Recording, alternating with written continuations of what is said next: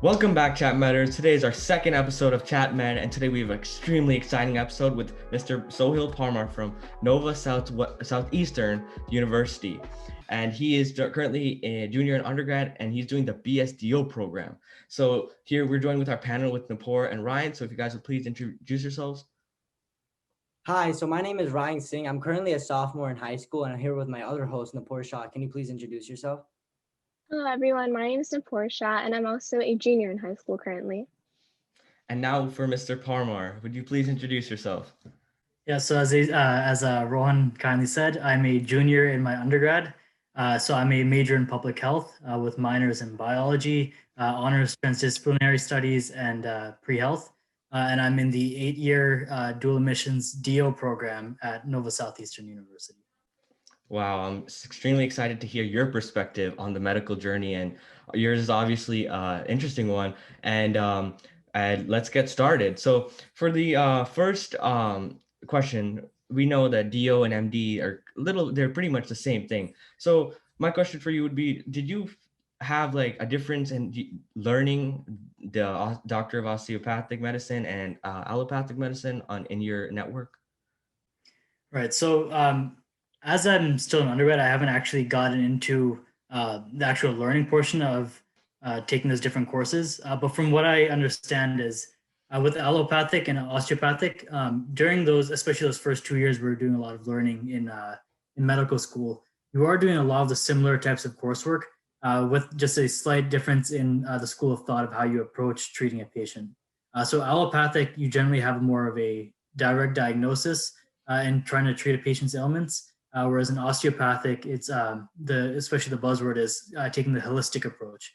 So for that, you're looking into all of the parts of the body into account, trying to figure out what the root cause is, and then creating a diagnosis and treatment from there.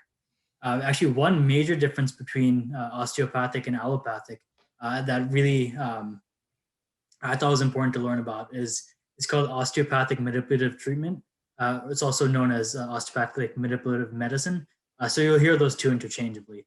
But essentially what this is that you use physical types of treatment where you're using your hands to apply pressure and force to specific parts of the body to treat some ailments, which is usually going to be musculoskeletal things.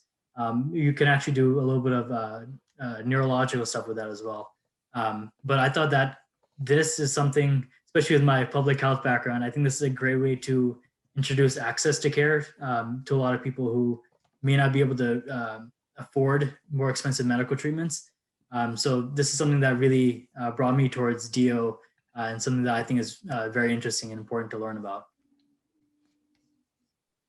Thank you so much for that great in-depth response, Mr. Parmar. Definitely very informative, looking at the different key differences between osteopathic and allopathic medicine, not only in the learning environment, but also the bigger impact you're creating on the community and towards your patients. So I'm curious to know, what were some specific experiences you have had that led you to pursue DO instead of MD, or in general, just what caused that spark of interest? Right. So again, I have I'm studying public health right now, and from high school, that's something I wanted to pursue in addition to going into medicine.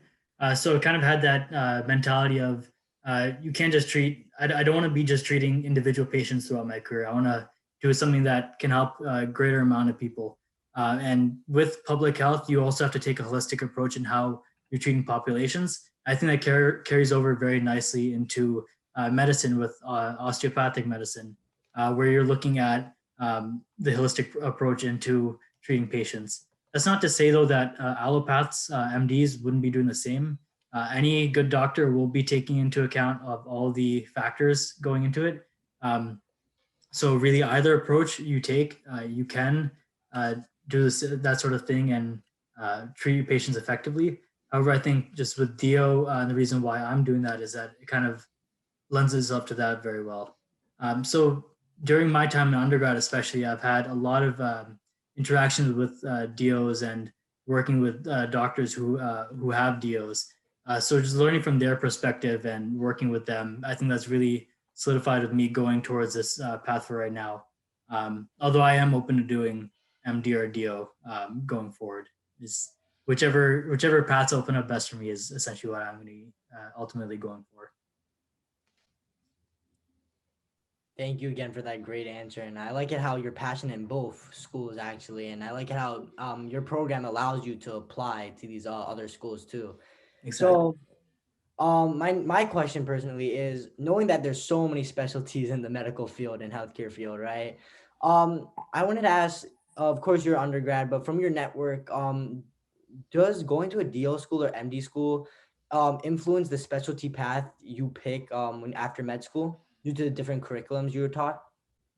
Right. So with MDs and DOs, actually the residencies are together between both of the degree types, and you'll be learning when you're doing your rotations in the last 2 years of medical school, you'll still have the same core types of rotation. So you'll be going through like internal medicine, surgery, psychiatry. So you'll still be going through very similar types of things. So whichever path you decide to take, you can actually have access to both and be able to choose whichever specialty you want. Um, Personally, actually, going into high school, so I went to a medical magnet high school, which at the time, actually, I wasn't so keen on. I actually wanted to be an engineer. And then I slowly warmed up to medicine, and then I really felt passionate about medicine and public health. But one of the specialties that really stuck out to me that kind of helped me along that path was orthopedics, especially orthopedic surgery. So that's something that specialty that I want to do. And so when I'm looking at medical schools, I would make sure that they have access and they'll be able to help me in that process of getting towards orthopedics. And both DO and MD schools will actually help with that. So I've worked with or I've shadowed a orthopedic surgeon actually who was an MD, and I've worked with one who was a DO. So you can go either way with that. Thank you again for that well put answer. And I also am very interested in orthopedic surgery due to me playing sports. And somehow it's like weird, but I'm very fascinated with these gruesome injuries too in orthopedics. So I'm very interested in that too. So if our panel is ready, you're ready to go on topic 2, guys? Yeah. All right, so our next topic is basically finding the right schools, knowing that you're in a BSDO program. We wanted to ask like some questions like how you pick the right school for you. Of course, you apply and get into like multiple of these colleges or programs, right? But we wanted to ask when you get in, how do you know which one is right for you? So my first question is knowing that college is difficult, of course, and when soon to be going to medical school is going to be difficult with like a lot of courses in that, but possible with all the hard work. I wanted to ask, what are some resources that are available at your school or that your program gives you that has been helping you with your journey? Yeah. So there are a lot of different resources you'll have both in high school and in undergrad. So in undergrad, actually, I'm going to give a little bit of a biased answer first. So there's pre-medical societies you'll find in most undergraduate programs. So I'm actually on the executive board for the pre-med society at my school. So that's why I'm going to be kind of a large proponent for that. But I think these groups really help you along the pre-med track. The whole point of them is that they link you to resources and opportunities to actually guide you along the right path, making sure you're hitting the right milestones throughout your undergraduate career. And then also a lot of times they'll bring you face to face with medical school admissions teams. So with this allows you to ask whatever questions you have and get the perspective from the actual admissions team, so you know what they're looking for, and you can kind of shape your career to fit into that. Then also you'll have academic and career advisors. So these people, they have seen so many people going through the exact path that you'll be going through. So they have a lot of information. They know what courses you need to be taking when. They know essentially everything that roughly what you should be doing to get along the right path, and they'll keep you on track with that. So it's important, I would say, at least once a year, if not once a semester, or really you should be doing once a semester or more, where you meet with them, and they're great people to talk to and keep you along with that. Another thing are professors. So especially the first year, you're probably going to be a little bit intimidated saying like actually going up to talk to professors.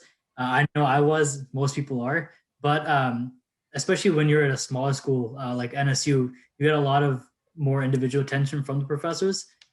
So they will definitely help you out a lot. And they're very friendly. You just need to just have a little bit of bravery and talk to them essentially. But again, they've also seen a lot of people who've gone through the path, and they can offer you advice give you opportunities, and also letter recommendations are important when you're applying to graduate school. So they help you with that.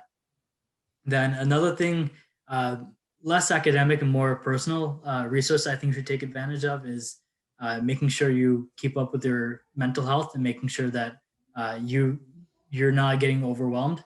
So most universities will have some sort of program where you can get face to face with an advisor or a counselor, something like that.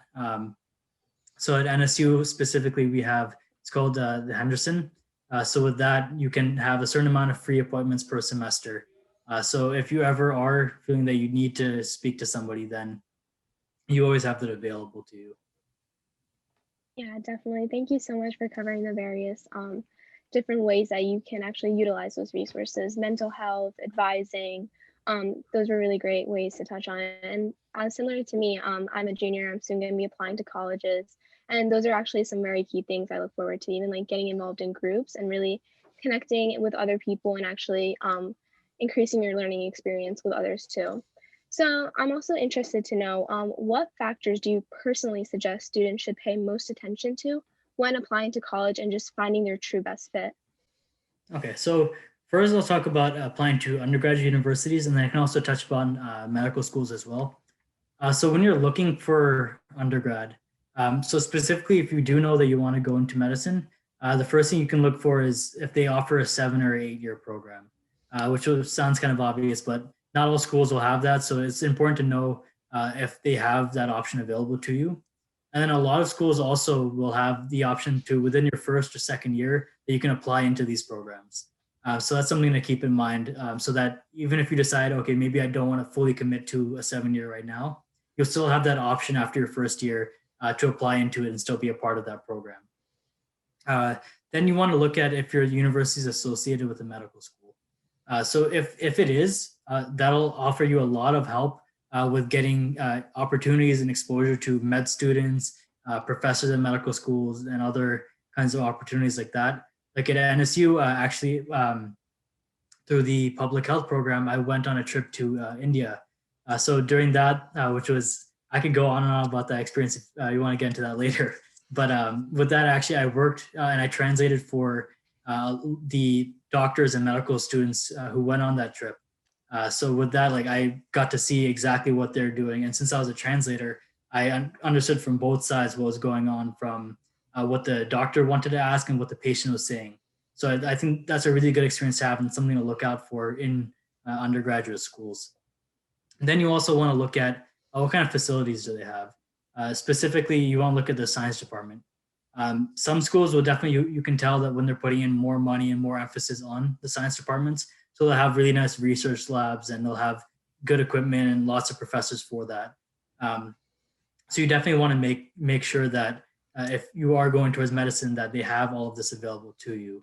And then going off of that with research, that's something that you'll hear a lot about it where, and you might get some tension about, okay, I have to like figure out a way to do research.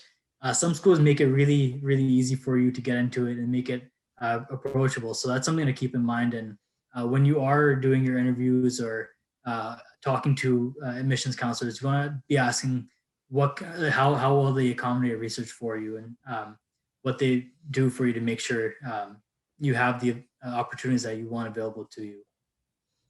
Then obviously you can check all of these boxes, but you also just want to make sure that the feel of the school is right for you. If you do go on your college visits, which is, I know it's kind of hard to do right now because of COVID, but you just want to get a sense, like talking to students there or watching videos of campus life, to see if this is a place that you feel comfortable going to, and something that you'd feel like that's like the right environment for you to not only push yourself to do better, but also that you feel secure and you can feel poised that you'll be able to do your best while you're there.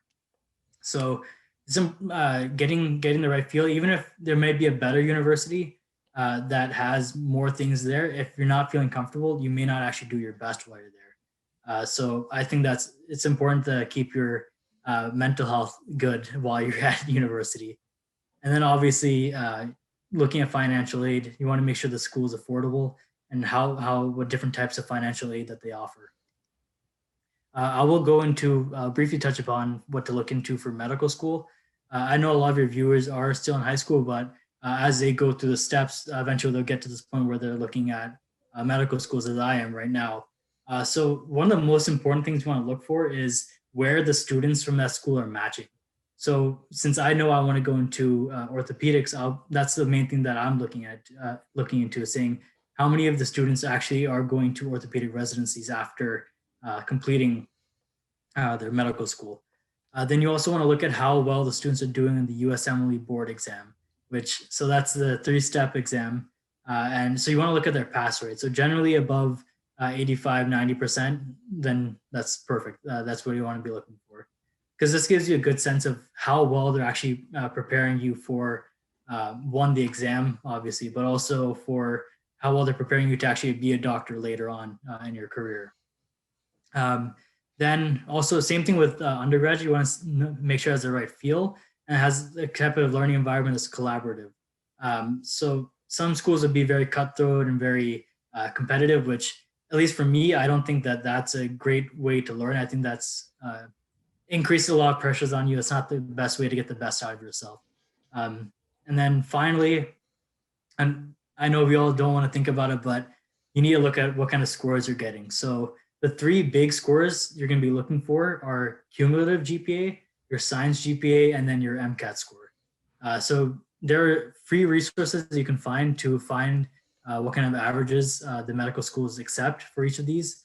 If you do want to go for a paid service, AAMC offers something called MSAR, which is Medical School Admissions Requirements. So this offers really detailed information about it, which this is optional. I think it's like $30 or something like that. So it's not too expensive, but you don't have to follow it. But if you do get that, it gives you really, really detailed breakdown of all the information. So I think that covers generally what you should be looking for in undergrad and med school. If there's anything specific, I can go back into it.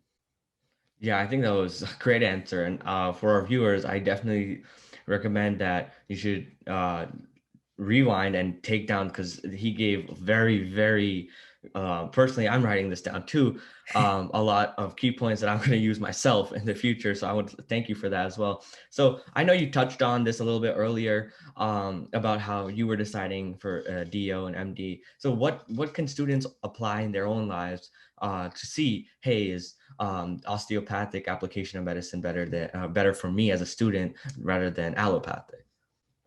Right. So I think the most important thing for that, and then I know we're going to talk about some curriculars later on as well. But one of the most important things I think is to shadow or to actually talk with doctors and get a sense of how they feel about treating patients and how they apply what they learn from medical school. So it is a little bit hard to get face-to-face with both an MD and a DO.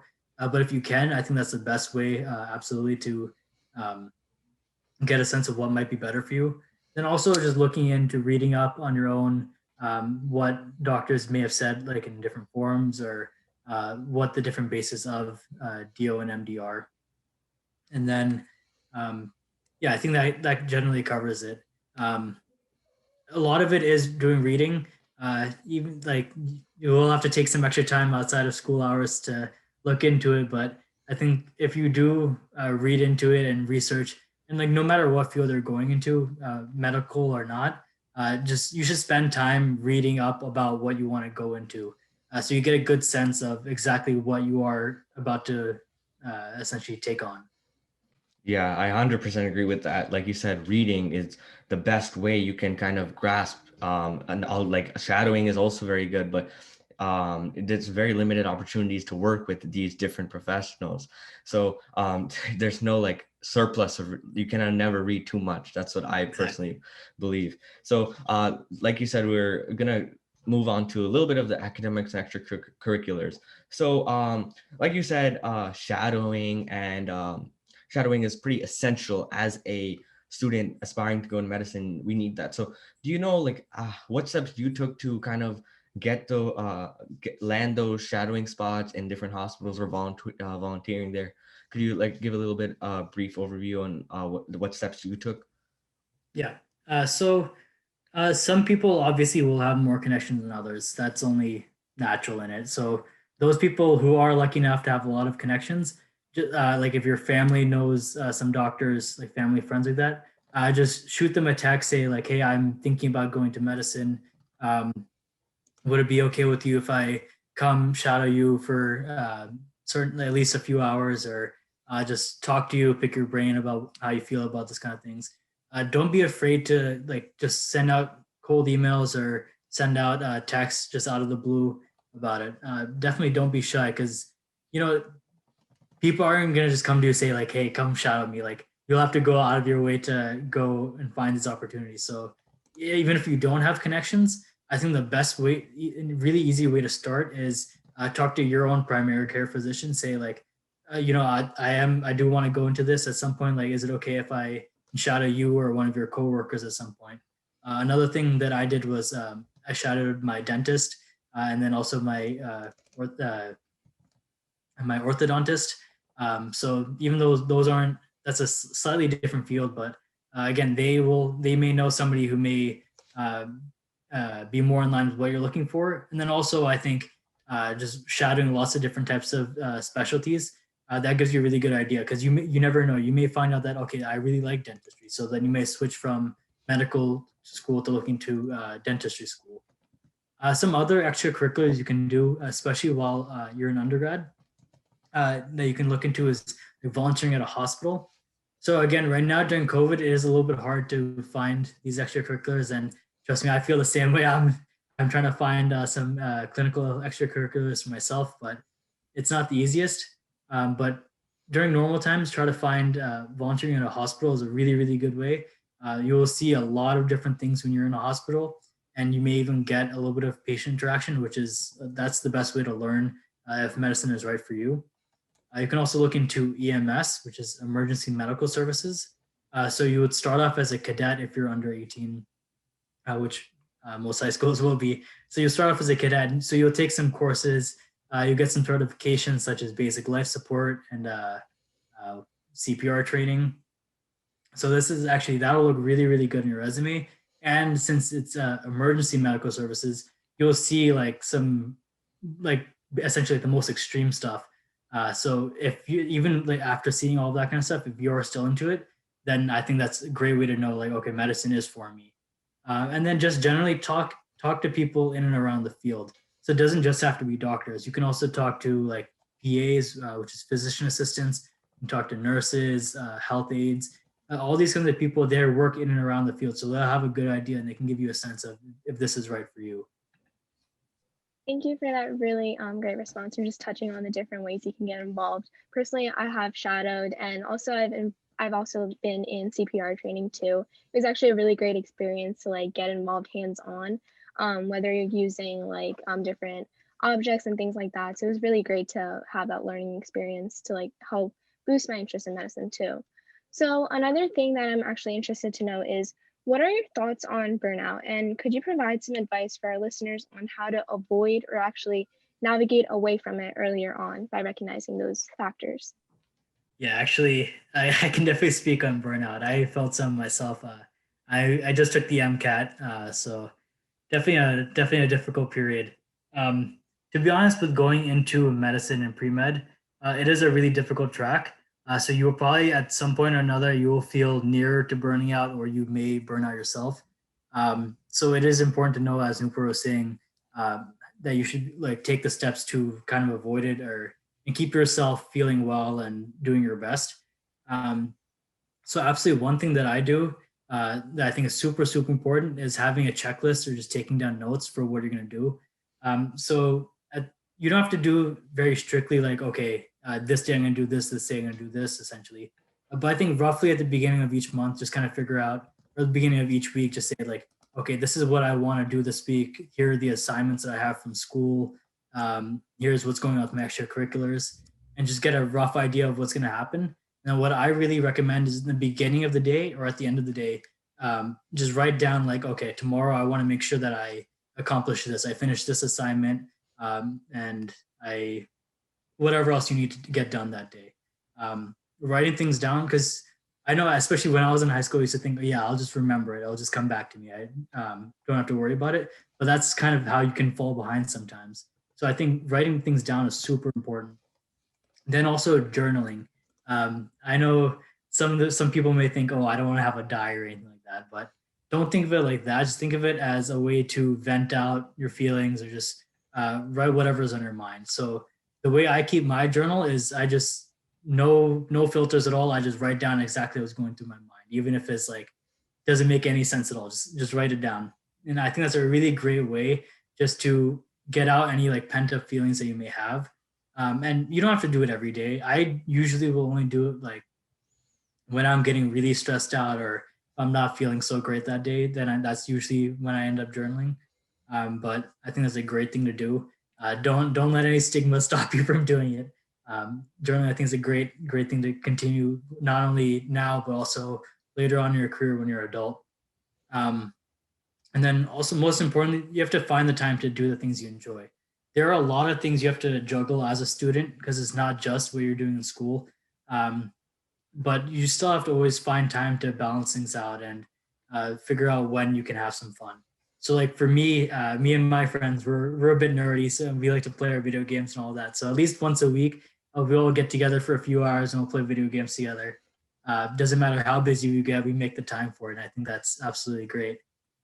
Also, when I was in Florida, where my school is, there's a lot of rich people there with lots of expensive cars. And so like me and my friends are gearheads. We love our cars. So whenever they are having their car shows and meets like that with their Lambos and Ferraris, we'll go drive down to Miami and go check that out. It's always a lot of fun. Um, so doing things like that just to keep you feeling great, like some that like when you think back in your time in undergrad or high school, like, oh yeah, remember when we went and did that? Like that's the kind of things that will keep you happy and kind of keep the burnout away.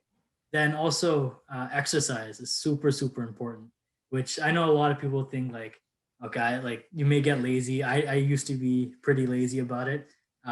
But exercise is super important for a number of reasons. I'm not gonna like profess about all the different things. I'm sure everyone's heard it before. But I think especially since we are going to medicine, we should live by what we're preaching. And then also, since exercise has so many benefits, not only physically but also mentally. So I think you should try to make it into something fun. Right now, obviously, COVID, we're all stuck inside, so it's a little bit harder to do this. I don't recommend that you meet up with people, but like during normal times, my friends, at least like a couple of times, we would meet up, play basketball or play soccer. Also, we got into lifting weights. So when you're at university, you'll probably have a gym like right there for you. So we would make that into kind of like hanging out. Like we'd go lift weights together. We'd be talking, having fun, like, and then we'd go and get dinner together afterwards. So even during like a busy week, that kind of exercise hits a lot of things. Like you're hanging out with your friends, you're keeping yourself healthy, and that's it. You're getting your mind off of all like the stresses of your day to day life in university. Yeah, thank you again for that great answer. And I totally agree with the exercise part because when I started like when I was in 8th grade and 7th grade, I didn't used to exercise that much. But then I joined like the football team in my high school, and then I got in a habit of exercising. Then I started to lose weight, and then like losing weight, not even losing weight felt amazing too, right? But also getting that pump in, I had that pump in, I guess. Yeah. No, I mean that's what it's called, man. It's called the pump. But I feel the same way actually. I used to be pretty overweight. I started playing soccer and I lost it. Like you feel great physically, but then also mentally you feel a lot better about yourselves. I think it's absolutely great to Yeah. get So into something. like, yeah, I agree. Like getting that pump in before like the day starts, you just get that energy somehow. So that's why I feel like even though it's hard, I think the balance is very important too. Like spending time with your friends. Like they say, laughter and happiness.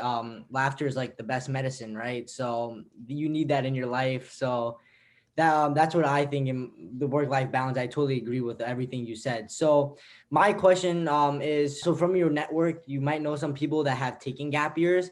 So I wanted to ask, like, what are gap years? Some people take it before applying to medical schools, multiple gap years, or just a gap year itself, and some people just take a gap year before applying to college. So I wanted to ask, like, what are these gap years and how do people utilize this time? Yeah. So gap year or gap years, that's just any amount of time that you're taking between going to different schools. So you will see a lot of people will take at least one gap year after undergrad. before they go to a master's program or medical school, whatever graduate school it might be. So essentially, what this time is let's say like during your undergrad, you may not feel you're ready yet to go to a graduate school. Then you can take this gap year in order to better prepare yourself and get your resume better. So the most important thing to do during a gap year is not to waste this time. You will have a lot more time since you aren't actually taking so many classes. So it is really important to keep yourself busy during it. And then I think you should be actively seeking some sort of work experience or internship or shadowing in whatever field that you want to go into. And then also continue with any other extracurriculars you might be doing. Like if you were part of, for example, I do a lot of work with the American Red Cross. If I took a gap year, I'd continue volunteering with them and continue with the organization. And then some people will take a gap year, let's say they feel that they're not ready for the MCAT yet. Usually you'll take that during your junior year or your senior year. But let's say you're not ready for it, then you can take that gap year and really spend a lot of time studying for it and making sure you're absolutely ready for it and get the best score you possibly can. And then I think something to keep in mind if you do plan on doing a gap year at some point is to continue reviewing all of your coursework. Just stay sharp on it, and so that way you're knowledgeable about it. So when you do eventually start your grad school or your undergrad, whichever school, you're ready just to hit the ground running and get right into it. Thank you again for another great answer. So I think we're ending off right here. So I wanted to say thank you so much, Mr. Parmar. You inspired many of our listeners today and me personally too, right? You gave great tips and advice we can use for the future. So before we end off, is there like one key takeaway or one let's just say quote you want to give our listeners to they can utilize for the future? I'm going to be pretty cheesy and basic, but I'll say whatever path you choose to go for, make sure something you're passionate about, something that you're willing to not only work for, but like put in that extra time, like outside of school hours, that's something you're actually interested in reading more about or working with people in that field. No matter what you do, you're gonna have to put in the work. So just make sure it's something that you enjoy doing, so it doesn't feel like it's work. It's something that you're having fun with doing. And then I also just want to say thank you guys for having me on. It was great. And feel free to hit me up again if you ever need any advice or anything. Yeah. Yeah. Sorry, Rohan. Yeah, definitely. You gave great advice, and spending a lot of time with us trying to educate and inspire more people is something that we are pretty much in debt to you for. So once again, thank you for that. And now for our listeners, you also can take these advice that he's kindly given to everyone and apply it into your own life and see the changes. Like for me, a lot of the stuff was like balancing. I'm gonna try to implement that instead of like trying to study, try to find an imbalance. So I'm sure everybody else also has stuff like that. So Ryan, sorry to cut you off there. No, you're good. So I like perfect timing because we want to give some motivation before we end it real quick, each of us from the panel. So Rohan, may you please start? Yeah, so I usually say life's like a trampoline, right? It's not how hard you jump, it's all about like bouncing back, right? I think Mr. Palmer, you mentioned about when you're going in the low, you have to like kind of work hard, remember in like a little bit earlier in the episode. So same way, it's just about hard work and how you prep yourself to bounce back on the trampoline so you can end up going higher. Absolutely. At some point or another, you will come across something really hard, and you may not do the best, but as long as you can bounce back and keep putting your best work forward, you'll do great. Yeah, I definitely agree with that. And similar to what Rohan said, I also deeply believe that with the right focus and dedication you put in each day, in order to fulfill like not only your dreams but also those goals in the end, that's simply going to give you the life you've always wanted and work towards. And I think that's something very important going into the future. Yeah, thank you, Napor. And like same thing, cheesy, but I like to say it too. It's like you remember like the Rocky movies, Rocky Balboa. There's a scene where he told some person, "You always get back up. You fight back. You always fight. You get back, get even stronger, and fight those bumps." And then, of course, there's always gonna be bumps in the journey, but you're gonna keep on finding those bumps to be even more smarter. And of course, there's going to be more mistakes, but all these mistakes are just going to keep on making you smarter and smarter, so you don't have make those mistakes again, right? So again, thank you everyone for coming today. I like to say, there's 24 hours a day. You spent like an hour with us, helping and everything. So before we end, just please check out Let's Go Learning to learn more about what our organization is and what we do. And please tell us how this episode was and any future topics you would like us to discuss by liking, disliking, commenting, or DMing us on Instagram, right? So, and please stay tuned for future episodes where we're going to be talking to doctors, other med students, and college counselors, and many other fields other than the medical and healthcare field, right? And that was really it. So I just want to say thank you again, Mr. Parmar. We all hope the best for you with your medical journey and your medical journey. And I just want to tell everyone to have a great day, and please work hard to achieve those goals you have. And yeah, just have a great day, guys.